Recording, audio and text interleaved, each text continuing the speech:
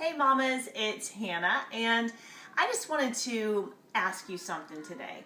And it's a big question, and I really want you to give it some thought before you answer it. And this is the question: are you settling?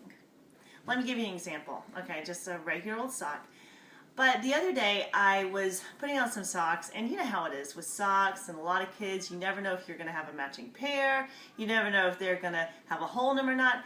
And it was like, like getting down on my foot, and I kept having to pull it up, and it didn't feel good. And check it out. First of all, it's my husband's socks, so the heel sticks out in the back of my leg. Then it's got this ginormous hole in the bottom. And I had just reached that point where I looked down and I'm like, no more, enough is enough.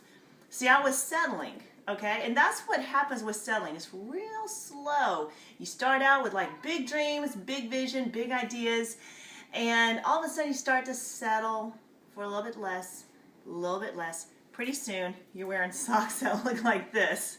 Now I'm talking about every area of your life. It could be your finances. It could be your home. What about that clutter? Okay, how did all that creep up on you? You just began to settle.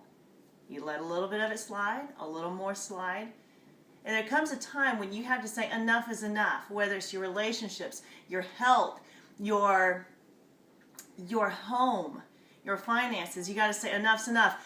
Nothing's going to change until I make that change, until I decide to stop settling. This is what I did. I just got in my car, drove to the store, picked up a big old pack of brand new socks that were actually my size, not my husband's, and even got a cute little pair that I'm hoping I can keep as a match, you know what I mean? So I pressed the reset button. That's what I did. I started over. I stopped settling. I know it's just socks, but it's across the board. There comes a time when you're like, okay, today's the day. I'm going to press the reset button. Well, we sometimes do that January 1st. We're like, I'm going to make all these changes. And then again, it creeps in and we start settling. It's because we have to continually press that reset button and keep doing what we need to do to create the life that we want to live. There's a reason God has given you dreams. There's a reason you have desire to have a clean, organized house, or a rockin' marriage, or prosperous finances. There's a reason. See, God did not create you to settle. He created you to soar. So, are you settling? And number two, what are you going to do about it? I have an opportunity for you to press that reset button. We're having an amazing conference in May, and you are going to press that reset button all the way across the board. I want to see you there because great changes are in store for you. I know it, I feel it, and I'm backing you up. It's going to happen.